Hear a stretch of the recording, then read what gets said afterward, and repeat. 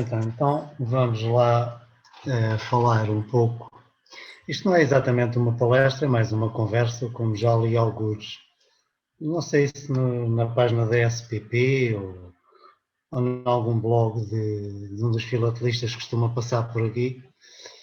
E o assunto em questão é uma matéria que nos interessa não apenas a nós, portugueses, e a vocês brasileiros, mas um pouco a todos os filatelistas que estudam História Postal, nomeadamente a da Segunda Guerra Mundial.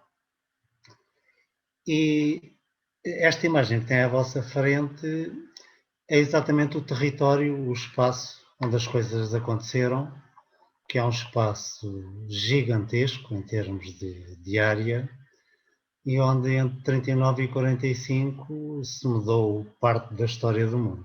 Não foi só aqui, como é evidente, mas aqui passou-se muita coisa que mudou o curso da história. Vamos passar à próxima imagem e para dar início a esta história, dar um passo atrás para podermos dar um passo à frente. Como sabem, comemoram-se este ano os 100 anos da viagem do Gago Coutinho e do Sacadura Cabral de Portugal para o Brasil. E estes dois aventureiros, que é a mesma expressão, resolveram meter-se dentro de umas latas e de uns arames e foram por aí fora à procura do Brasil e encontraram-no. A imagem de cima é um postal ilustrado da época, o Gago Coutinho é o da direita, o Sacadura Cabral à esquerda acabou por morrer mais tarde num acidente aéreo no Atlântico Norte, o Gago Coutinho não. Aliás, o Gago Coutinho passou grande parte da vida dele, da parte final da vida, um pouco a viver dos louros da epopeia, e há imensos documentos dele com autógrafos a propósito de tudo e de nada. O avião em questão, o que temos aqui, empoleirado num barco no Carvalho Araújo, é o terceiro avião que foi embarcado de Lisboa, porque os outros dois caíram. E eles estavam lá embaixo, nas ilhas de Fernando de Noronha, lá embaixo não, a sul. Se aí alguém de geografia já me está certamente a cortar na casaca para eu dizer lá embaixo. Estavam empanados, os dois aviões que tinham levado tinham avariado, tinham caído, e foi preciso despachar o terceiro e último, que ainda estava em Portugal, o Santa Cruz, despachá-lo de barco. E foi com este que eles chegaram ao Brasil. Isto é uma fotografia da época, tirada à partida do barco, do Carvalho Araújo, quando partiu de Lisboa para o Brasil. E foi com estas latas, que é a mesma expressão, que eles chegaram ao Brasil. Eu já estive à frente deste avião, está em Lisboa, no Museu de Marinha, e devo dizer que não consigo perceber como é que alguém se aventura a atravessar o Oceano Atlântico dentro de umas latas destas. Isto são só arames, chapa metálica, a céu aberto, e com instrumentos basicamente inventados por eles, não é? Foram por aí fora, olhando para as estrelas, para um dos instrumentos inventados por um deles, a ver se encontravam o Brasil. E encontraram. Foi uma aventura completamente louca. E esta história do correio aéreo sobre o Atlântico Sul, começa aqui. O Atlântico Norte não, isso é outra história, não é? Completamente diferente, mas começa aqui. As imagens que vos estou a mostrar são minhas, eu não coleciono este período do correio aéreo, mas digamos que o postal ilustrado tenho já há muito tempo, está aí, é um postal ilustrado que não tem um valor patrimonial grande. Já a fotografia, não direi o mesmo. Encontrei-a aqui há uns 20, 22 anos à venda numa feira de velharias em Coimbra, na zona centro do país. Lembro-me que na altura, isto foi antes do aparecimento da moeda única na Europa, do euro. Se a memória não me falha, dei 4 contos por ela, 4.000 escudos. Era dinheiro, mas achei que valia a pena. Isto não é daquelas coisas que apareçam todos os dias, Não é uma produção industrial em série, é um objeto de ocasião, não é? Nunca mais vi mais nenhuma e tenho-a aqui. E achei que, estando nós a comemorar os 100 anos da viagem de Portugal para o Brasil, faria sentido esta pequena evocação, digamos, deste feito. Dito isto, passemos agora para o que se segue. Segunda Guerra Mundial e até aqui há uns, digamos, uns 25 anos atrás, colecionar correio aéreo significava colecionar aerofilatelia, ou seja, os filatelistas procuravam normalmente era carimbos comemorativos de primeiros voos. Primeiro voo do local A para o B, uns carimbos comemorativos colocados em subscritos, cartas, postais, mesmo quando, e isso aconteceu, ou não houve voo nenhum, e eu conheço diversos casos desses, só existiu o carimbo, ou até a intenção de quem fez o subscrito, ou até a carta, o postal, nunca saíram de terra. Ou seja, o voo só existiu na cabeça do filatelista que os produziu. Mas digamos que eram esses os tempos, de há 20 e tal anos para trás, e, em alguns casos, o mercado pagou, e ainda hoje paga, muito, e de que maneira, por essas, eu costumo chamar recordações, o termo francês é um pouco mais preciso, souvenir, não é? E foi assim que as coisas se passaram até há 20 e tal, 30 anos atrás. Uma das obras de referência que tinha listas desses primeiros voos era esta. O catálogo do Franck Muller, o catálogo des aérogrammes do Monde Entier, em francês. A primeira edição é de 50. Isto é uma reedição de 91 a 93, já não sei de memória, só vendo ali no livro. Foi feita em França, é uma reedição, ipsis verbis, e um pouco por todo o mundo os filatelistas usavam o catálogo do Muller para saber quando é que uma determinada rota tinha aberto. Temos aqui numa das páginas a parte do Brasil e repare-se, aparece por aqui em 22 a viagem do Gabo Coutinho do Sacadura Cabral, apesar de o avião em questão não ter levado correio nenhum. Mas digamos que era assim que a rapaziada da época, os filatelistas, olhava para estas coisas. A primeira edição do catálogo é de 1950. Esta que eu estou a mostrar é uma reedição, está como a primeira, incluindo os preços estão em francos franceses antigos. E esta reedição de 90 e qualquer coisa mantém os preços da década de 50.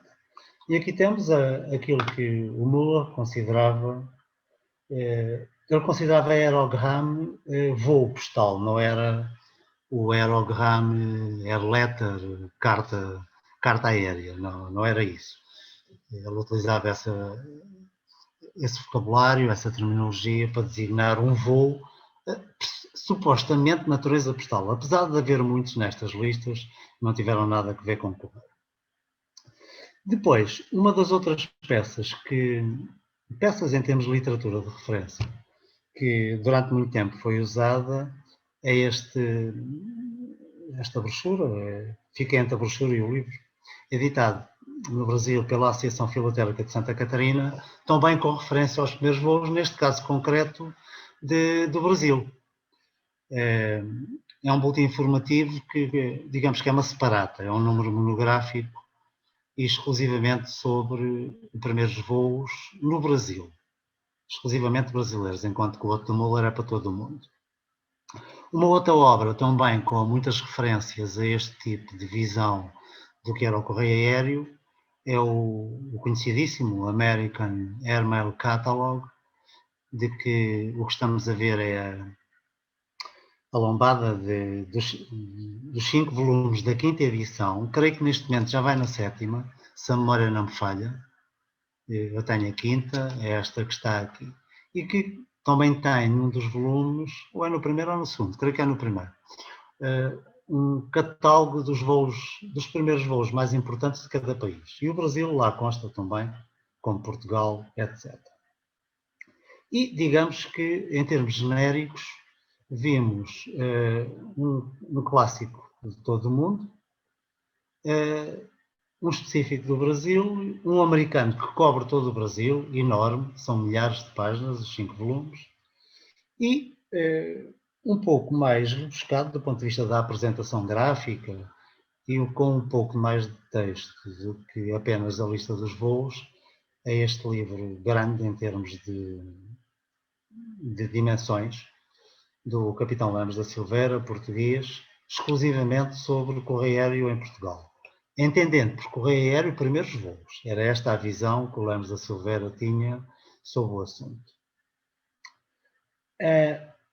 Dando um passo à frente sobre o Brasil, há este livro do arquiteto William Vitor Cribel.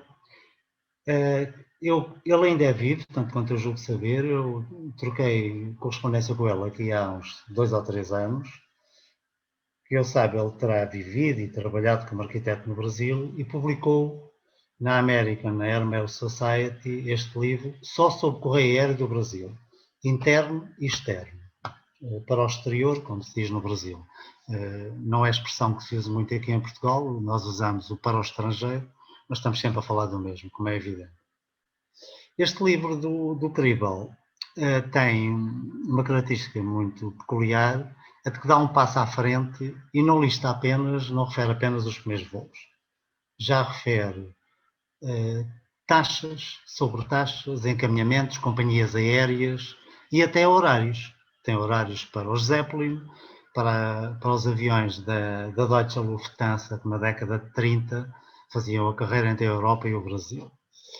E ainda se encontra no mercado em usados, novo creio que está esgotado, isto já tem mais de 30 anos, se a memória não me falha.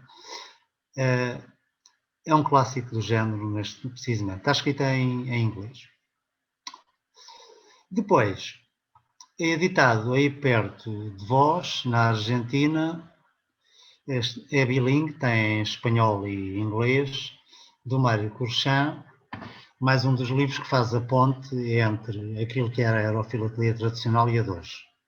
Tem alguns textos sobre taxas e sobretaxas aéreas, sobre companhias aéreas, horários, algumas fontes. Não as tem de forma sistemática. Ou seja, não teve tempo, o Curchán, não teve tempo ou não teve acesso às mesmas, mas uma vez mais faz a ponte. São 2 volumes, o segundo volume é o da direita, o de Los Secretos, Las Rutas e Tarifas, e tem muita matéria duplicada relativamente ao primeiro, mas acrescenta alguma coisa. Eu adquiri-o, já não me lembro, creio que aqui na Europa, mas presumo que se venda aí na Argentina. A seguir, em Portugal, ainda um livro que também uma vez mais dá o salto para os tempos de hoje, embora ainda esteja um pouco distante daquilo que é a história postal aérea hoje, mas que já faz a transposição entre continua a ter os carimbos comemorativos de meus voos, essa aerofilatelia que fez os encantos de tanto filatelista a partir da década de 20 e poucos, 20, 30, 40, 50, mas já tem muita história postal no sentido de que vai às fontes, vai aos boletins dos correios e transcreve legislação aplicável ao transporte de correio. Já tem uns anos, provavelmente alguns de vocês conhecerão o João Soeiro, ele está no ativo, de quando em vez participa nas Lubrapex, é um dos organizadores quando a Lubrapex se realiza em Évora. Eu conheço o Soeiro há muitos anos, este livro é da autoria dele. Depois, continuando com as referências, este em 2005, de 2 holandeses, o Haitink e o Ovenkamp, já tem, na maior parte do texto, companhias aéreas, rotas, carreiras, de tudo o que fez transporte durante o período apenas da Segunda Guerra Mundial. Está escrito basicamente em inglês, tem uns sumários em inglês, francês e holandês, se a memória não falha, muito ilustrado, é de consulta fácil, tem muitas tabelas com horários. Diz respeito apenas ao período da Segunda Guerra Mundial e tem muitas carreiras sobre o Atlântico Sul, o Sul e o Norte, da Panamérica, da LATI, da Air France, da Deutsche Lufthansa, etc. Outro, da Deutsche Lufthansa, para exatamente na véspera do começo da Segunda Guerra. É, porventura, dos livros que eu conheço, aquele que melhor resiste à análise crítica fundamentada. Tem tudo o que diz respeito a horários das carreiras da Lufthansa, com os aviões que no início usavam os navios, os avisos catapultados na passagem da África para o Brasil, e resiste à análise crítica, por razão de simples. Os autores varreram de fio a pavio os arquivos da Lufthansa e não apenas na Alemanha. O que significa que os dados que têm estão sistematizados, têm um rigor enorme e, habituados como de alguma forma nós estamos ao rigor do que é o mundo do trabalho alemão, o livro resiste à crítica, é uma excelente aquisição. Para o que nos diz respeito, para exatamente na véspera da guerra, quando a Lufthansa suspendeu as carreiras, no dia a seguir começou a Segunda Guerra com a invasão da Polónia por parte dos nazis. Um outro, que é da LATI, a companhia italiana, que entre dezembro de 39 e dezembro de 41, quando os americanos entraram na guerra, passou a ligar a Europa ao Brasil e à Argentina, e não apenas. A partir da Argentina permitia a ligação através da costa ocidental do continente americano, por aí acima, havendo inclusive a correio, é raro, levado pela LATI, da Europa para os Estados Unidos. Páginas, não aparece com facilidade, mas existe. A LATI era italiana, tinha a particularidade de partia de Roma, passava por Espanha, a África, saltava sobre o Atlântico, atravessava o Brasil, a Argentina e depois a seguir permitia ligações a carreiras que iam até aos Estados Unidos através da costa do Pacífico, do continente americano. A LATI acabou, como vamos ver a seguir, por desaparecer de circulação, por falta de combustível e por pressão dos americanos depois do ataque a Pearl Harbor. Os americanos pressionaram o governo do Brasil e acabaram por fazer um acordo que implicou que o Brasil deixasse de usar a LATI, porque o correio aéreo da Europa para o Brasil, Argentina e vice-versa, atendendo a que a LATI não parava, não escalava nenhum país aliado, implicava que o correio andasse para cá e para lá sem que os aliados conseguissem pôr a mão em cima para efeitos de censura.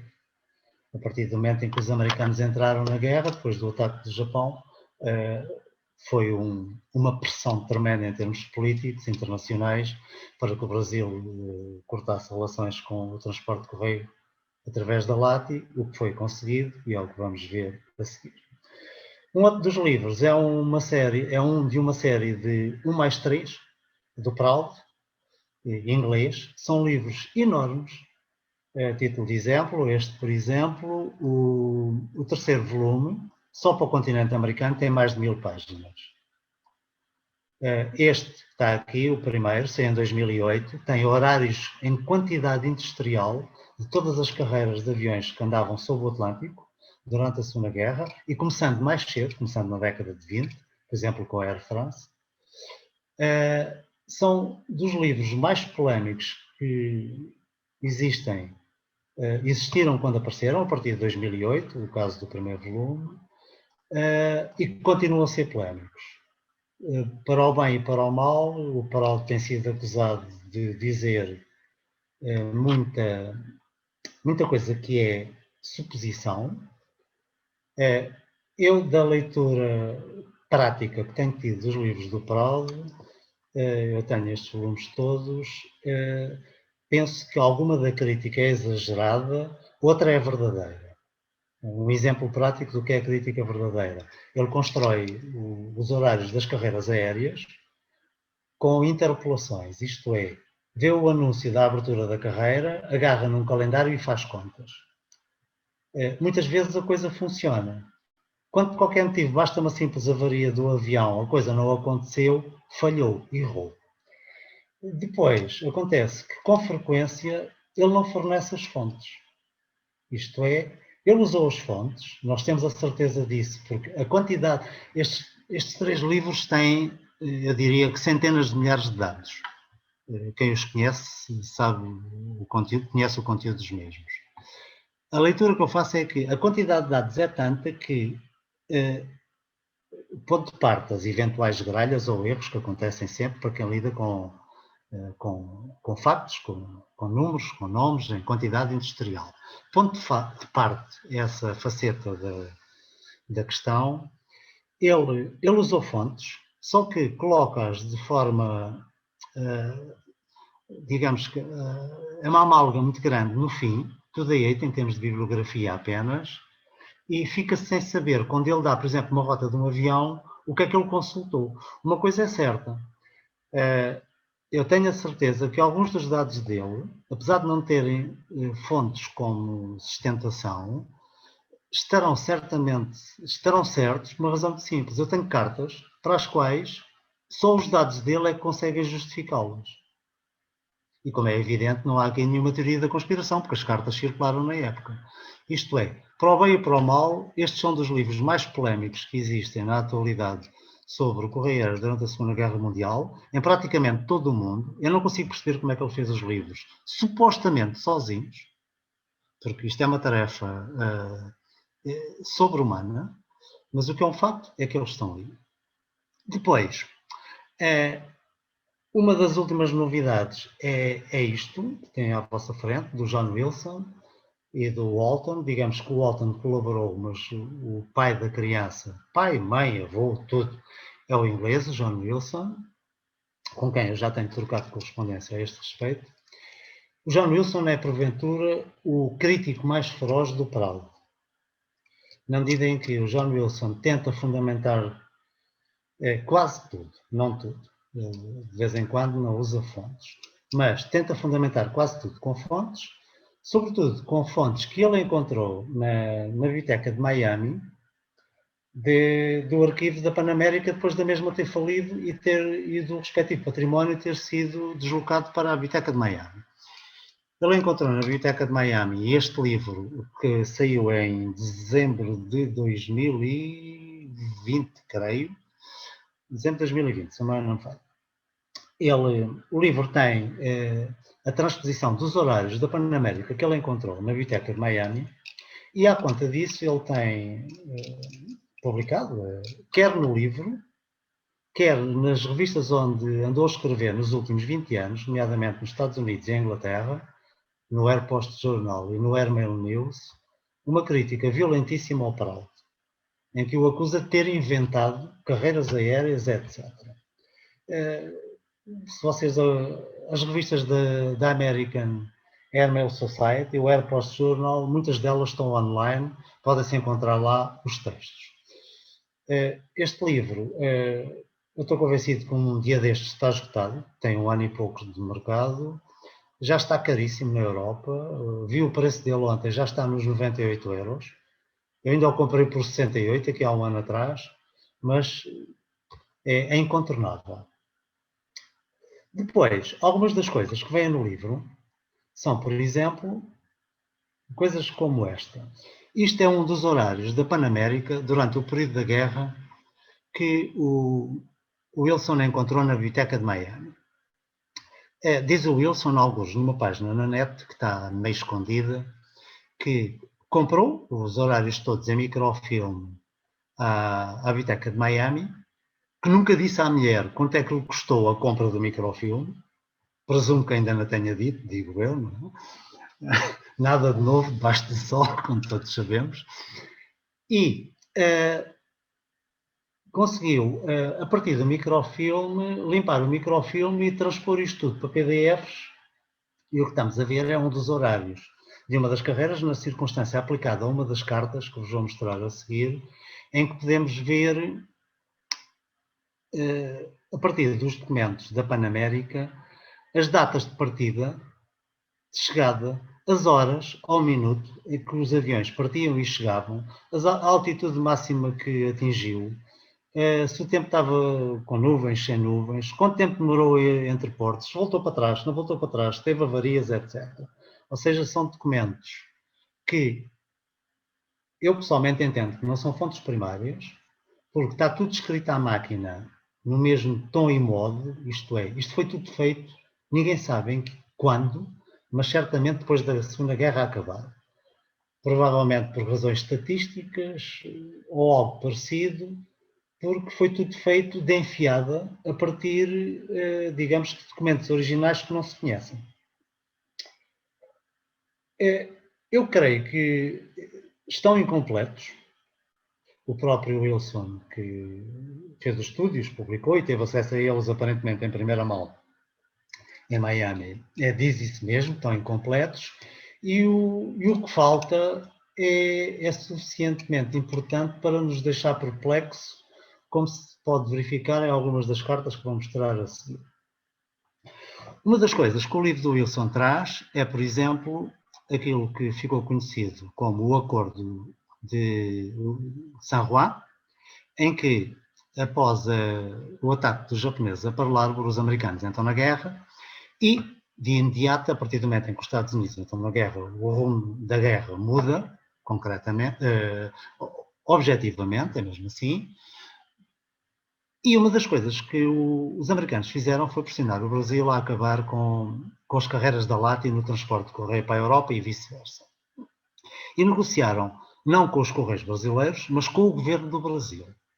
E só, isto foi o que estamos a ver é parte de um telegrama que só há pouco tempo é que foi desclassificado e que só agora é que é possível ter acesso ao mesmo, em que, entre outras coisas, o governo dos Estados Unidos negocia com o governo do Brasil acabar com a carreira da LATI e o governo do Brasil põe ao governo dos Estados Unidos 2 ou 3 condições. Uma delas era que os americanos arranjassem uma solução para o transporte de correio para a Europa. E os americanos disseram que sim. Como é evidente, estavam a pensar na Panamérica. Só que, e este livro do Wilson explica isso muito bem explicadinho, o governo dos Estados Unidos não disse nada à Panamérica. A Panamérica foi a última a saber. E não gostou da história. Mas adiante, isso são contos de outras histórias. Então, o governo do Brasil exige ao governo dos Estados Unidos que arranje uma solução para transporte de correio, que obviamente só podia ser a Panamérica, que já passava no Natal e em Belém. Exige-lhe que, não, como consequência dessa alternativa, as taxas e sobretaxas aéreas do correio do Brasil para a Europa não venham a sofrer alteração, e põe a seguir uma condição estranhíssima que merece uma análise política e histórica mais profunda, que é de que os americanos não entreguem o correio aos ingleses para ser censurado.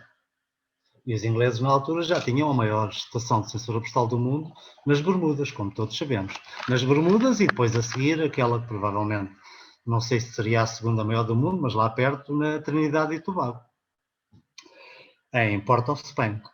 Ou seja, 3 condições: que não seja necessário mexer nas taxas internas brasileiras, que não entreguem o correio aos ingleses para ser censurado e que arranjem uma alternativa.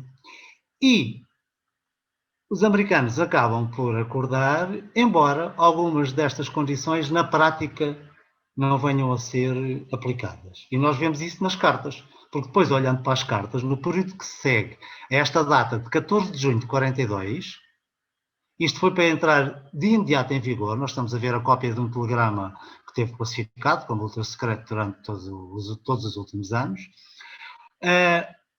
Algumas das questões que depois na prática foram acordadas foi que o correio saído do Brasil para a Europa não poderia vir para a África e para a Europa, tinha de ir primeiro à censura a San Juan. San Juan, Porto Rico. Isto está tudo depois no acordo assinado entre o Brasil e os americanos. E mais, o acordo prevê que o correio saído do Brasil para ir para San Juan não poderia ser descarregado na Trinidade e Tobago, porque aí estavam os ingleses, e depois a partir de San Juan, das duas uma, ou vinha outra vez por sul, voltando para trás, atravessando o Brasil e vindo na carreira da Panamérica por África acima até Lisboa, para depois seguir para a Europa, ou então de São Juan seguia para as Bermudas, Açores, Lisboa. Bem, como é evidente, e neste livro também se explica bem, quem começou logo por protestar foi a Panamérica, que disse que não tinha aviões para fazer estas carreiras todas, e pior do que isso, os aviões andavam para trás e para a frente, o aumento de combustível era enorme. Pronto, isto deu polémica diplomática, política interna, política externa, etc. Continuemos. No intervalo de tudo isto, os ingleses conseguiram o seguinte, negociaram com os americanos, e os americanos tinham acabado de entrar na guerra, não é? Depois de dezembro de 41, reparem que estamos no fim do primeiro semestre de 42, os ingleses, por simples não, mandaram uma equipa de sensores para Bathurst, na Gâmbia, que estiveram lá durante 6 meses, censuraram muito pouco, não tinham capacidade de resposta para a quantidade de aviões que passava para cima e para norte e para sul, perdão. E como se isso não bastasse, os americanos, que não tinham muita experiência de censura de correspondência, tiveram que contratar, fizeram um acordo com os ingleses, e aí vão sensores ingleses que estavam nas Bermudas instalar os serviços de censura americanos em San Juan. Moral da história, apesar de estar acordado que os ingleses não mexiam no correio, passaram a mexer, só que estavam ao serviço dos americanos, em San Juan. Esta história está contada neste livro e também numa revista editada aí perto de vós, em Buenos Aires, na Fundación Bose, não sei se lê Bose, nunca ouvi pronunciar a palavra, num artigo que também explica parte disto. A revista saiu há 2 anos, exatamente com os censores ingleses que foram para a Gâmbia durante aquele primeiro semestre de 42. Algumas das revistas esta fundação dá-as gratuitamente, passo o pleonasmo, na respectiva página. Esta não. Eu comprei esta na Alemanha, isto quando chega cá acima ao norte, depois é mais caro, claro. Aí para o pé de vós deve ser mais barato. Por assim, esta é de 2020. Tem um artigo específico com estas matérias. Ora bem, livros e onde é que estas coisas estão escritas. Para o caso das carreiras aéreas e, pontualmente, taxas e sobretaxas, já vimos alguns. Para as censuras, a Bíblia das Bíblias para a parte das Bermudas é este livro do Peter Flynn. Está esgotado. Já o vi à venda há pouco tempo, para aí no eBay ou na Amazon, já não me lembro, em segunda mão, na casa dos 300, 350 dólares, euros, anda por aí. Aqui há uns tempos, o editor, o Collectors Club of Chicago, vendia PDFs. Não sei se ainda vende, se não, porque não tencionavam editar, o livro estava esgotado, etc. Segundo livro, para a parte da Trinidade e Tobago, também censura inglesa. Este é um deles, do Ike. Há outro mais recente, do Peter Bubbles. Eu, como usei este para uma das cartas que vou explicar, mostro a capa dele. Tem a identificação dos sensores, quer este, do Peter Flynn, que tem o tipo de cintas de censura, todas classificadas, a identificação dos sensores, o período de tempo em que estiveram a trabalhar, observável a partir das cartas, uma grande base de dados que o Peter Flynn andou a reunir, e tem também a entrada dos hidroaviões da Panamérica durante o período da guerra na alfândega das Bermudas. Ou seja, é uma fonte que só existe nas Bermudas e que é preciosa, porque ele registra, além da data de entrada do hidroavião, registra de onde é que veio, se veio do oeste ou do leste, o que permite perceber as rotações dos aviões em termos internacionais. Esta Trinidade e Tobago tem também números de sensores, na Jamaica, na Trinidade e Tobago, em Port of Spain, e igualmente nas Bermudas. E os números de sensores que o Ike conhecia. O Ike é um conhecido comerciante de correio deste período.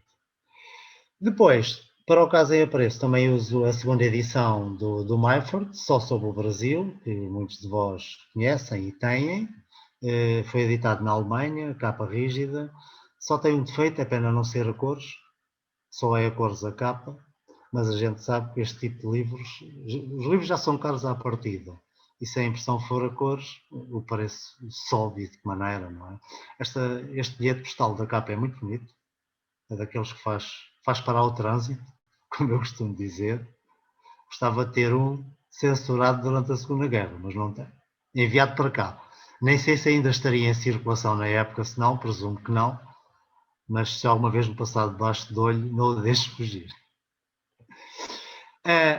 Um outro livro sobre censuras, com as cintas de censura e o número dos censores usados em todas as estações de censura, neste caso dos Estados Unidos. Por assim, tivemos a ver das Bermudas, Trinidade e Tobago, do Brasil e agora dos Estados Unidos, que são aqueles que dizem respeito ao correio que anda para cá e para lá, não é? Passava por estas estações. Depois, vistas horárias e as carreiras, tarifas postais, à entrada da Segunda Guerra, o que vigorava nas taxas e sobretaxas aéreas do Brasil para a Europa era a Lei 537, de 11 de outubro de 1937, de que já falámos aqui muita vez, porque teria saído com incorreções, teve 2 ou 3 aditamentos no Diário Oficial do Brasil, etc, etc. Aqui há 2 meses atrás ou 3 falámos muito disso. E que tem uma característica que nos faz sorrir, e não é específica do Brasil, também já a vi por cá em Portugal, que é a lei que saiu em 11 de outubro tem uma alteração efetuada por uma portaria, que é um documento jurídico e hierarquicamente inferior, em dezembro, alterando as sobretaxas aéreas, todas. Eu penei de que maneira para encontrar esta alteração, porque as sobretaxas aéreas que estão na Lei 537 não foram aplicadas. E nós sabíamos isso porque não apareceu em carta nenhuma. E alguns estudiosos, sobretudo brasileiros que eu conheço, estou-me a lembrar do Weissler, por exemplo, na revista Mosaico, quando publicou o estudo dele sobre as tarifas, não tem as tarifas aéreas da Lei 537. Só que ele não diz qual é a fonte, mas de facto as que tem são as da portaria 535. Isto é uma coisa estranha, mas como é evidente, ninguém protestou, ninguém reclamou, porque como é óbvio, uma portaria não pode alterar uma lei. A lei só pode ser alterada por uma lei, não é mesmo assim. Mas, e mais, para o nosso azar, não, do pessoal da época, foi para aumentar os preços, tinha que ser, não é? Depois, logo a seguir, o governo do Brasil, não contente com aquilo, voltou a alterar os preços. E aquilo que até aí custava, por exemplo, através da Lati, 5.400 reis para a Europa por cada 5 gramas, de repente levou um aumento de 5 para mais 4.000, para 9.000 reis por cada 5 gramas. Ou seja, passou quase para o dobro. E era para quem queria. E depois a seguir ainda houve mais umas alterações, que são aquelas que eu já vos dei nota nos últimos meses, de que continuo sem encontrar a famosa circular número 380, que tem estas alterações todas que estão aqui. Conseguinte, eu tenho, o que vos estou a mostrar foi publicado em São Paulo, no Correio Paulistano, é o nome do jornal, de 8 de outubro de 40, em que vem basicamente um resumo da famosa circular número 380, mas a circular não a tem. E onde vêm os aumentos dos preços todos e a variante de correio dos Estados Unidos para a Europa, perdão, do Brasil para a Europa, através dos Estados Unidos, 9.000 reis, cada 5 gramas. Se continuar a vir, perdão, se for por via aérea até aos Estados Unidos e depois por via marítima, 5.800. E depois a seguir tem uma variação de escalões matematicamente difícil de perceber. Mas foi assim que o governo decidiu, pague-se. E depois a seguir, uma coisa que se manteve durante muito tempo, que é a taxa de 5.400 reais pela Lati através da África. Apesar de a seguir a Lati desaparecer, mas o tarifário continua a existir. E muitos dos cidadãos brasileiros utilizaram-nos, como vamos ver. Ora, aqui temos uma primeira carta, de 42, sai do Brasil, leva uma série de carimbos, via Panamérica, correspondência aérea, vem do Brasil para Portugal. Eu tive na mão aqui já à volta de 20 anos, um conjunto de 3 ou 4 dúzias de cartas enviadas por este remetente para esta dona Januária. Eu diria que provavelmente era correspondência de namoro. E esta é uma das cartas, tem a taxa postal certa, 5.000, 7.000, 9.000, 9.000 réis. Com frequência as taxas postais aparecem erradas e o Correio do Brasil deixava-as seguir, o que prova que nos Correios havia coisas que não eram totalmente inteligíveis com a confusão da guerra, e se o correio vem por África, se vai para os Estados Unidos, se vem sempre de avião, se não vem, quanto é que paga, porque as sobretaxas eram diferentes. Esta tem a sobretaxa certa, via Estados Unidos, 9.000 réis, e foi censurada na Trinidade e Tobago, 42, só que é antes do Acordo de San Juan. Por conseguinte, aqui não se pode acusar ninguém de não ter cumprido com o acordo. Os Estados Unidos já tinham entrado, 42, sim, já tinham entrado em guerra, mas ainda não tinham assinado o acordo com o Brasil. Como tal, poderia ser censurado na Trinidade. Temos aqui a parte de trás o verso da carta, data de chegada a Lisboa, a seguir para o Dafundo. O Dafundo está colado a Lisboa. Para quem conhece Lisboa, é logo a seguir ali a Belém. E uma marca de dia de entrada na Trinidade é 18 de junho. Vamos agora ver o percurso que esta carta fez. A carta sai de São Paulo. Consciente, eu tenho aqui um mapa do Atlântico, o que vos mostrei há bocado. Agora com a rota da carta. Sai de São Paulo a 14 de janeiro. Como é evidente, terá ido apanhar o hidroavião da Panamérica a Natal. Não tenho dado nenhum, não consegui encontrar até hoje, de como é que saiu do Natal até chegar à Trinidade. Tenho a data de chegada na marca de dia, 18 de janeiro. A censura, o 5.725 que estava na Trinidade, a censura dos ingleses. Em princípio, o avião, admitindo que os Correios cumpriram com o protocolo e mandaram a carta de avião, terá não ido por este caminho que está a verde, mas por aqui, parando em Belém e seguindo, só que eu não encontro horários dos hidroaviões da Panamérica para estas datas. É censurada e depois a seguir eu apanho os horários, as tabelas de voo mais tarde, a partir em princípio, do dia 26 de fevereiro para Nova Iorque, onde o hidroavião chega a 27 de fevereiro, sai de lá a 7 de março, Bermudas, Horta e chega a Lisboa a 8 de 3. Conseguinte, eu não tenho estas datas intermédias na carta, só tenho o dia 14 e o dia 18 na Trinidade, e depois tenho a de chegada a Lisboa no dia 9. O único hidroavião que chegou da Panamérica foi no dia 8 e teve este percurso andando ao contrário que está aqui a verde. Conseguinte, eu fiz a reconstituição do percurso a partir de São Paulo até à Trinidade, no sentido do movimento da carta. A partir de Lisboa, a andar ao contrário. Aqui pelo meio ficam-nos as dúvidas. Mas quanto a essas não há volta a dar, porque não está registado em lado nenhum, não havendo fontes, não havendo carimbos, não há volta a dar. Eu estou aqui a falar há muito tempo, não sei se alguém quer perguntar alguma coisa. Força. Pode seguir a Caixa. A gente está Ok. prestando É que atenção. se houver alguma pergunta direta, podem fazê-la agora, porque fica já respondida, porque vem a propósito, não é? Sim, Isto é sim. que eu... Tá. Continuemos. Segunda carta. 19 de dezembro de 42. Já está em vigor o Acordo de San Juan, assinado pelo governo americano e pelo governo brasileiro, que não deram um cavaco às tropas, isto é, não disseram nada aos Correios americanos, nem brasileiros, nem à Panamérica. E a Panamérica protestou logo. Temos aqui uma então saída no dia 19 de dezembro de 42, do Brasil para Portugal. Tem aqui um carimbozinho que diz que entrou tarde no correio, ou seja, já depois da saída da última mala, ou depois da hora, o DH, não é? É uma carta registada e, curiosamente, pede via África-Lisboa. Agora reparem, o governo dos Estados Unidos tinha negociado com o governo do Brasil, não há correio a ir por África. Tem de ir primeiro a São Juan, à censura.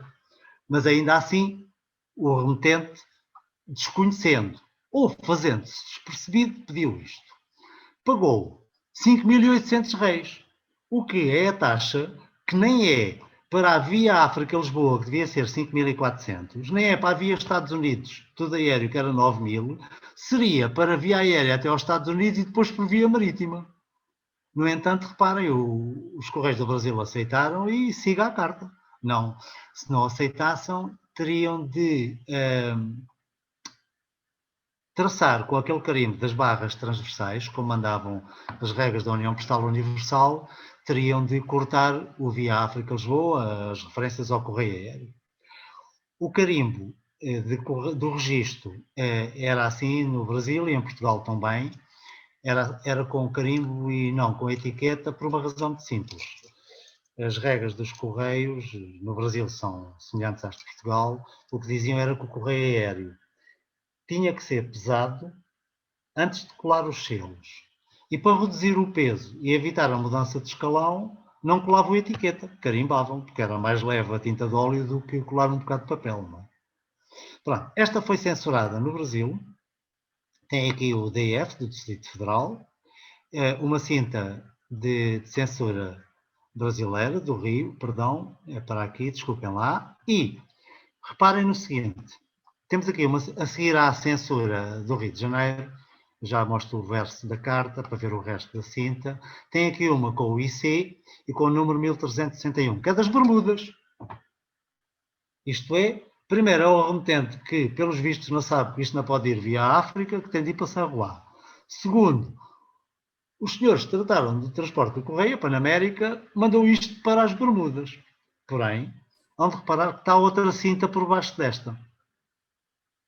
Também branca. E eu andei aqui com o software, com as novas tecnologias, e vi que por baixo daquela cinta está uma 2865, que é uma censura americana, de San Juan. Como está por baixo, foi aplicada a primeira. Ignoro o que é que a carta traria, porque não... perdão, eu até tenho o conteúdo da carta, mas é uma carta, já estive a ver, se era só isto que ela trazia, aquilo é uma conversa banal, não vejo lá razão nenhuma para alguém ter suspeitas. Mas uma coisa é certa, os sujeitos, supostamente os americanos, em San Juan, porque nesta altura estavam lá ingleses a trabalhar com eles, a instalar o serviço, digamos, os americanos em San Juan enviaram isto para as Bermudas. Aí está a segunda censura. E só depois disso é que a carta vem para Portugal. Não temos mais nada pelo caminho. Só temos os carimbos, a cinta de censura do Rio de Janeiro, o carimbo do Distrito Federal, por cima da censura, os registros de controle dos sensores, estes números a vermelho e a preto, para controlarem o correio registado. Eles faziam segundas listas, terceiras listas, para evitar a perda da correspondência. E depois a seguir, data de entrada em Lisboa. Como é que esta carta cá chegou? E eu estive a fazer a rota. E agora aqui é que temos uma coisa muito engraçada, que é uma rota que, em regra, na maior parte dos artigos que há sobre estas coisas, não aparece escrita para a maior parte dos articulistas. Normalmente o pessoal, vocês já viram mapas destes, põe a correspondência a vir ou do Natal por África para Lisboa, ou então sobe para Norte, Trinidade, São Juan, Bermudas, Açores, Lisboa. Nada disto. Esta vem do Rio, perdão, vai de Belo Horizonte, ela sai de Belo Horizonte, vai ao Rio para a censura, vem para o Natal e depois eu perco-lhe o rastro porque não tenho marcas nem censuras. Supostamente veio por aqui, por Belém e depois Trinidade de São Juan. Mas eu não tenho na carta nada que eu diga. E não encontrei, uma vez mais, nos horários todos que tenho, eu tenho imensos livros com isto tudo, horários, fontes, não consegui apanhar rota nenhuma, daí este meu ponto de interrogação, a explicar como é que a carta chegou a São Juan. Em São Juan tem esta censura. E depois desta tem a das Bermudas, o 1361. Assim, isto é factual, não temos a data, mas temos os sensores. Depois disso, daqui em diante, eu só volto a ter a carta à chegada a Lisboa. E fui ver que hidroaviões é que tinham chegado a Lisboa. Grande Sarilho, não chegou nenhum. dei a volta a tudo o que conheço e não conheço e chegou a Lisboa neste dia, a 31 de maio, na véspera da data do carimbo da carta. Conseguindo, está aqui, perdão, no próprio dia, está aqui, 31 de maio de 43, entrou em Lisboa, em princípio, a 30, depois foi tratada no outro dia, a 31, e em 31 de maio chegou a Lisboa um avião da KPLM, ao serviço da BOAC, da British Airways. A KPLM trabalhava sob a bandeira da BOAC, porque quando se declarou a guerra, os aviões da KPLM, e a seguir à invasão da Holanda por parte dos nazis, os aviões da KPLM que estavam em território aliado foram fretados e ficaram ao serviço da BOAC. E era a BOAC que fazia esta carreira, Lisboa e Inglaterra e volta. Chegou aqui um avião da KPLM com ligação vinda da véspera do dia 30 de Foynes, na Irlanda. E à Irlanda chegou a 30 do 5 uma carreirazinha da Panamérica vinda pelo norte, voto de Shediac, Nova York. Esta carreira, que foi muito pouco usada, tudo o que vi até hoje, para transporte de correio entre a Europa, neste caso concreto, entre o Brasil e Portugal, é que foi usada porque não há outro meio para chegar cá, só se for de disco voador, e como não é suposto haver extraterrestres nesta história, esta carta veio cá por cima quase pelo Polo Norte.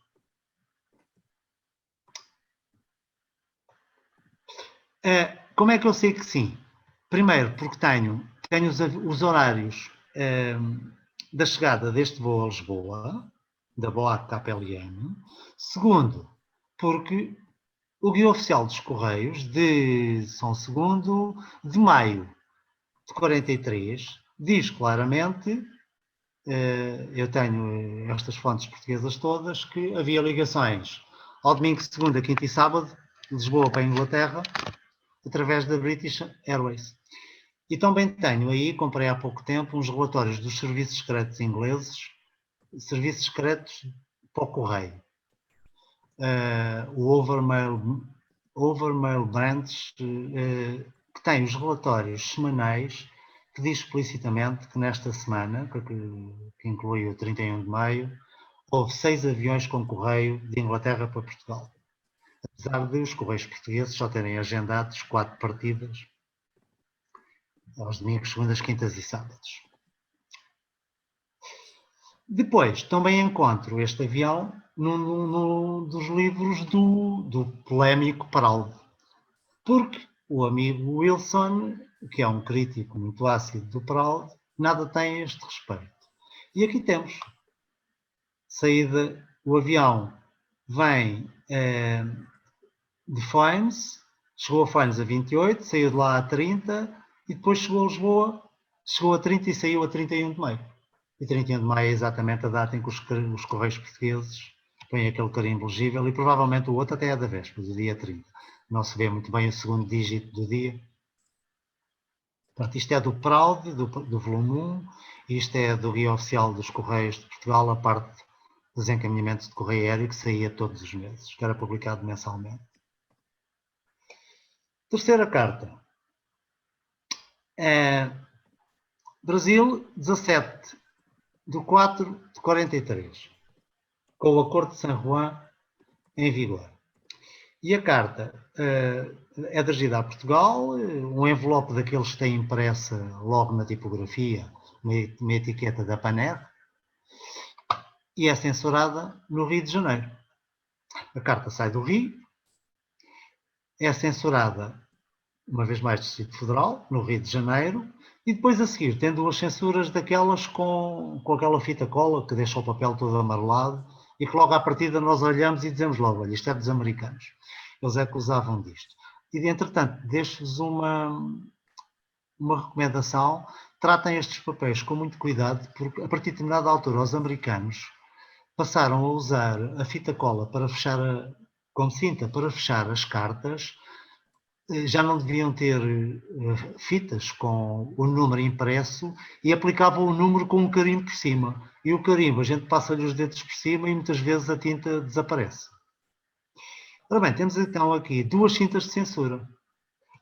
A horizontal, o 14.022, está por cima desta aqui da direita.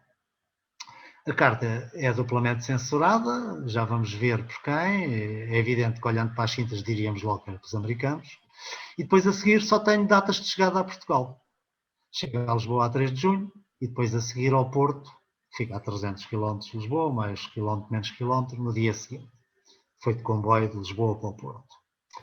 Rota desta carta. Rio de Janeiro, uma vez mais para o Natal, e uma vez mais não encontro em lado nenhum horários nestes dias para saber como aquela do Natal foi parar a San Juan, aos americanos. Aqui, os senhores da Panamérica cumpriram com o estipulado e entregaram o correio só em San Juan, porque o acordo diplomático dizia que não é para entregar aos ingleses na Trinidade. Entregaram só em Porto Rico, San Juan. Entretanto, no meio disto tudo, descobri uma coisa que eu não conhecia. Também há uma San Juan em Trinidade e Tobago. Entregaram o correio em San Juan e aquelas duas censuras são de San Juan. Quer a 2886, que é a vertical à direita, quer a horizontal superior a 14.022. Porquê? Porque certamente o primeiro censor não tinha poderes para fazer seguir a carta face ao que leu no conteúdo e teve de entregar um supervisor. E a seguir, só voltamos a ter a data de Lisboa. De maneira que estas duas carreiras, a amarela e a verde, eu reconstituí-as porque foi a única hipótese que encontrei para poder andar para trás até ao local onde elas foram censuradas. Tenho a data de chegada a Lisboa e o único hidroavião que chegou a Lisboa veio dos Açores, por sua vez das Bermudas, por sua vez de Nova Iorque, nestas datas. E em Nova Iorque só encontrei hidroaviões a vir das Bermudas e de San Juan nestas datas. Por conseguinte, neste intervalo de tempo, não encontrei hidroavião nenhum nestas carreiras. Admitindo que não houve extraterrestres nesta história, só pode ter sido assim. Não há alternativa. Ou seja, não há outra possibilidade. Mas, de facto, não temos isso carimbado nas cartas.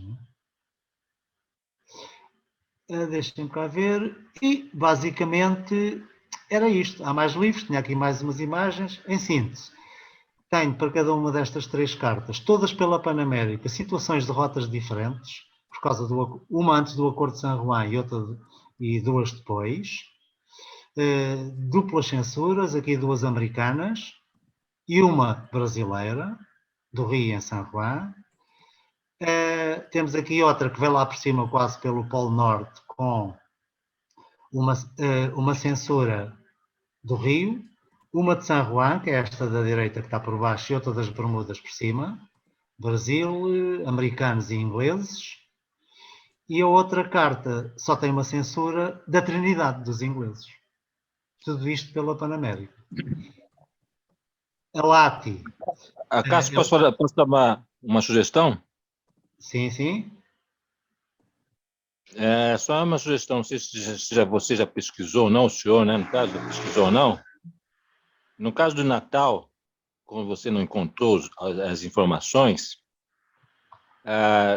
eu tive fazendo uma pesquisa uma vez, muitos desses aviões, esses aviões, o Ministério da Aeronáutica, na época, comprou esses aviões da Panamérica, né?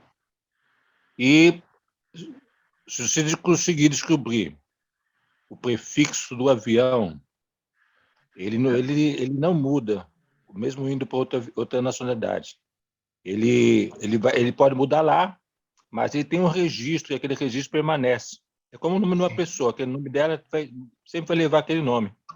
Então, a sugestão que eu dou, descobrindo o prefixo do avião, ele vai ter um livro de bordo, tá? E esse livro de bordo consta toda a rota que ele fez de um determinado voo que ele realizou. Agora, um meio de encontrar esse livro de bordo é que toda aeronave ela faz um cheque de motor, é chamado cheque C, né? E esse motor leva para uma oficina. Mas para fazer essas horas, então ele tem que somar umas horas, um determinado número de horas para fazer esse levantamento, essa manutenção no motor do avião. Então, se descobrir esses dados, o livro de bordo, o prefixo do avião, consequentemente o senhor vai conseguir localizar esse trajeto todinho que vai estar discriminado no livro de bordo dessa aeronave, ok? Sim. Reparo o seguinte, eu tenho os horários todos da Panamérica que existiam no arquivo da Panamérica que foi depositado em Miami. Este que vos estou a mostrar é um deles, que tem tudo até ao minuto de levantar voo, de aterrar, das panes. Tem inclusive as malas de correio que levavam, o peso das mesmas, tintim por tantã, como se diz em termos populares. O problema Sim. não é. O problema agora aqui é outro.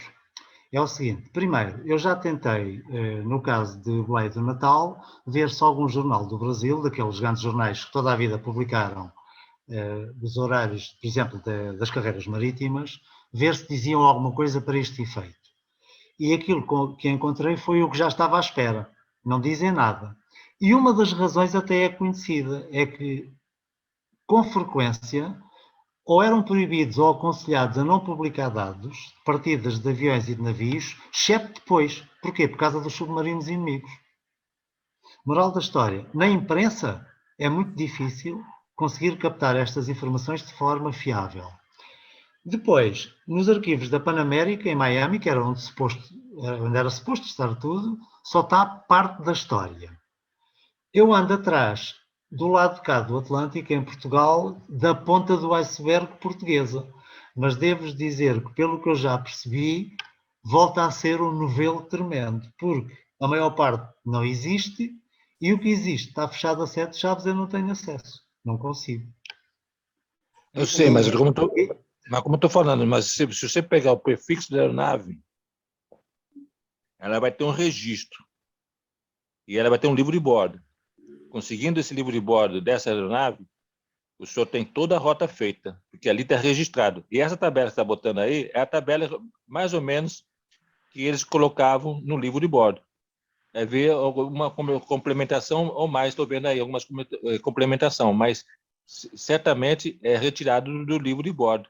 Por isso que o senhor está vendo aí uma tabela digitalizada, todas igualzinho, que alguém pegou o livro de bordo e depois digitou esses dados todos aí, entendeu? Sim. Porque o livro de bordo ele não vai ser totalmente igual, porque cada letra de um comandante é escrito à mão, é diferenciada, né?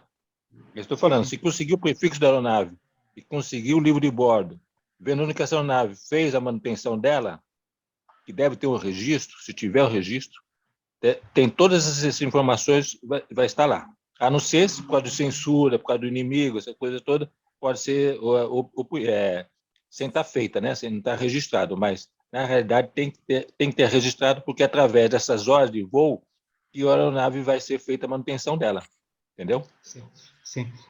Também existe aqui, neste caso, o seguinte. Durante algum tempo, durante o ano de 42, as ligações dos Estados Unidos com a África e passando pelo Brasil fizeram-se através daquele contrato de correio chamado FAM 22, Foreign Airmail Rota 22.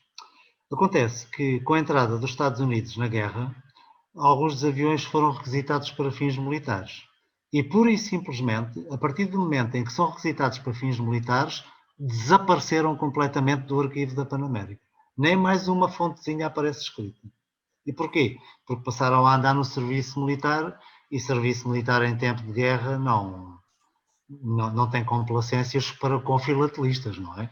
É para esconder, é segredo. Ô Acácio, eu notei que num desses livros que o amigo apresentou, tem lá uns voos secretos, tal.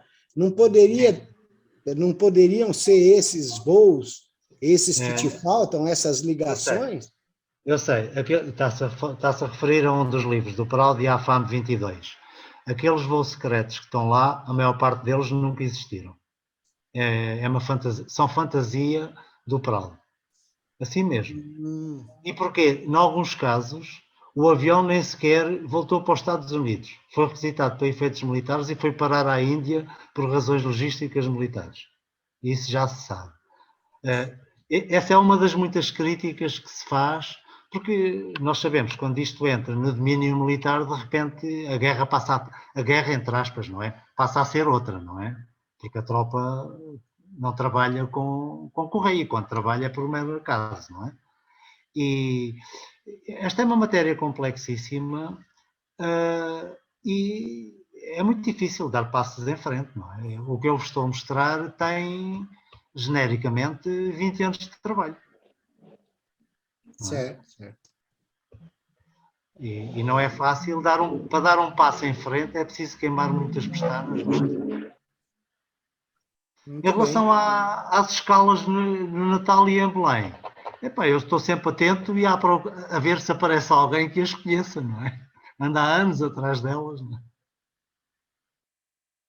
O problema é que Natal trocou o aeroporto, né? Não é mais onde que esse avião pousava, né? É um hidroavião. É. É hidroavião. Então, justamente. E em Belém também. Mas acontece que esses dados deveriam estar registrados no aeroporto também, né? Porque se contar com... Na época era o DAC que mexia com isso, acredito que sim, não sei. O DAC pegou fogo, né? Então perdeu muitos dados no Rio de Janeiro, queimou tudo lá. Então não sei. Mas a ideia que eu dou é essa, seguir pelo prefixo da aeronave. Pelo prefixo da aeronave, o senhor vai conseguir essas informações. Se conseguir o prefixo da aeronave, consegue. Eu agradeço lá a atenção, mas devo dizer que a minha esperança é quase nula. Eu não consigo arranjar uma circular civil dos Correios, nem no Museu dos Correios de Brasília. Não tem? Ou seja, essa circular eu estou tentando aí, só que uma hora sai. Deixa comigo, uma hora vai sair. Estou tentando lá, estou ligando para ele. Eu estou e ligando. estamos a falar de matéria civil, não é? Estamos a falar de matéria civil, não é militar, não é? Isto tudo que diz respeito à tropa, a história é sempre mais complicada. E quem já foi militar ou quem percebe isso bem, não é? A militar já fica meio complicado que eu não sou, né? Mas isso aí. Mas o que eu falo é se você seguir essa parte de prefixo da aeronave, livro de bordo, onde o cara fez a manutenção dela, o senhor vai conseguir essas informações aí. Essa parte eu conheço, porque eu sempre trabalhei ligado a ela, né? Na aviação, mas também eu sabia disso aí tudo. Entende? Então a ideia que eu dou é essa. Pela minha parte, se quiserem fazer alguma pergunta, digam. Igor, eu fiquei curioso também como é que equipamento você usou nessa correspondência para você poder ver a etiqueta que estava por baixo. É fácil. Qualquer programa de desenho em modo bitmap faz isto. Variações de contraste, luminosidade. Certo. Consigo ir buscar o que está em papéis colados por baixo uns dos outros. E mais, isto dá um jeitão para comprar coisas na internet mais baratas do que o que devia ser. Porque conseguimos ver o que o vendedor não vê. Entendi. São truques. Mas eu vou te perguntar, você usa algum programa específico para isso? Igor? O GIMP. O GIMP, o Paint.net, o Photoshop, qualquer um. Todos eles fazem isto. Bacana.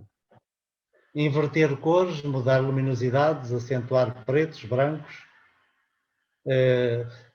passar tudo à sua forma negativa, preto no branco, branco no preto. Muito legal. São as novas tecnologias. Isso é bom. Parabéns. Obrigado. Vou passar as minhas tudo aqui nos... Muito bacana, Cássio. Eu queria só parabenizá-lo, viu? Foi uma aula. Muito obrigado. Obrigado. Estamos aqui a ver a radiografia da carta, não é? Muito bom. Parece uma radiografia mesmo. Fiquei curioso do sistema que foi usado, mas é para entender. Gente, perguntas, fiquem à vontade. Isto também dá para, como é evidente, também dá para detectar falsificações, não é? para verificar se há carimbos por cima ou por baixo uns dos outros, etc. Não é? Permite verificar isso tudo. E sem gastar dinheiro nenhum, porque a maior parte deste software, há muito software deste que é de utilização livre. Muito bom. Isso é legal. Parabéns, Acácio, pelas boas informações. Obrigado. Aí. Muito Obrigado. legal, muito legal. O pessoal está agradecendo aí no chat. O Tony, o Wilson, a Leonor. Acho que todos ficamos satisfeitos com a apresentação e o grau de pesquisa que o amigo se dedicou a isso, né? Já há alguns anos, né? Tem que ter uma biblioteca fantástica, né, para poder levantar todas essas informações. E não é barato. Não. Digamos que estou afogado em papel. Como todos nós. Isso faz parte. Faz parte. Faz parte. Acácio, me diz uma coisa, você já chegou a falar com alguém que trabalhou no DAC? Se eu já não percebi. Já chegou a falar com alguém que trabalhou lá na administração do DAC, aqui do Brasil? Eu mandei um e-mail para o museu em Brasília e recebi uma resposta automática dizendo o seguinte: recebemos a sua pergunta, a sua questão, era uma resposta deste tipo. E informamos que não emprestamos livros, é só de consulta presencial, ou seja, respondeu-me uma máquina e até hoje continuo à espera que haja um ser humano a responder-me. Já lá vai um mês e meio. Essa daí era circular, né? Estou falando daí de Natal, com o pessoal do DAC. Você chegou a falar com o pessoal do DAC? Não. Do Natal, eu próprio andei na Hemeroteca Brasileira, que tem muitos jornais digitalizados, é das melhores hemerotecas do mundo, a ver se os grandes jornais, sobretudo os do Rio ou de São Paulo, se tinham informações. E não encontrei nada relativamente às carreiras dos hidroaviões. Na sua pesquisa, né? Você nunca falou com ninguém do DAC mesmo, então? Não. Aliás, reparem uma coisa, eu estou em Portugal, não é? Não é fácil. Você tem alguma pesquisa sobre correspondências militares de tropas que participaram dos eventos da Segunda Guerra? Correspondência... tem o Field Post alemão, que é bem falado, mas alguma coisa sobre as correspondências, principalmente de brasileiros? Eu tenho, sobre a Segunda Guerra, tudo que diz respeito a esta zona do mundo, para a Ásia não, mas tudo que diz respeito aqui à Europa, continente americano, Atlântico e África, eu diria que tenho quase todos os grandes livros e revistas publicados nos últimos 30 ou 40 anos em todo o mundo. Tenho quase tudo. Depois, com exceção do que diz respeito a campos de prisioneiros de guerra. Isso não tenho. Agora, de Correio Civil, tenho. Prisioneiros de guerra só me interessa se meter a Cruz Vermelha Portuguesa ou coisa que o valha. Do Brasil, tenho o que diz respeito às taxas postais, a estes movimentos dos aviões, e tenho a legislação postal, os regulamentos dos correios, essas coisas. Ok. Igor? Bom, mais alguma pergunta, gente? Não? Acácio, muitíssimo obrigado. Foi espetacular, realmente, como o pessoal falou, é uma biblioteca, um estudo muito bacana. Pelo menos eu já sei, se aparecer uma cartinha dessa na minha mão, eu vou te perguntar, vou te pedir ajuda. Porque eu não vou saber. Tenho aqui à minha frente uma dúzia delas à espera de tempo e tentar percebê-las, porque os carimbos que elas apresentam não batem certo com as rotas dos aviões. Sobretudo do Brasil para cá. De cá para o Brasil, o que tenho encontrado, consigo perceber com facilidade. Ao contrário, é muito difícil. As cartas dão umas voltas terríveis. Não é? Nós temos algumas cartas aí que tem aquele carimbo da rota via África para Portugal, para Europa, E só que as Sim. fitas de censura não batem, que são fitas americanas e inglesas via... Sim. Esta, É. por exemplo, Isso, esta é mais uma que não devia existir, porque o acordo Oi? do Pois é. Brasil, o acordo do Brasil com os Estados Unidos dizia que nem pensar, primeiro vai para São Juan, Eu tenho depois é umas, que vai para a África. eu tenho umas 3 ou 4 dessas, com fita de censura também na América Central. Outra, esta nem censurada foi. Via África, Lisboa, Londres. É.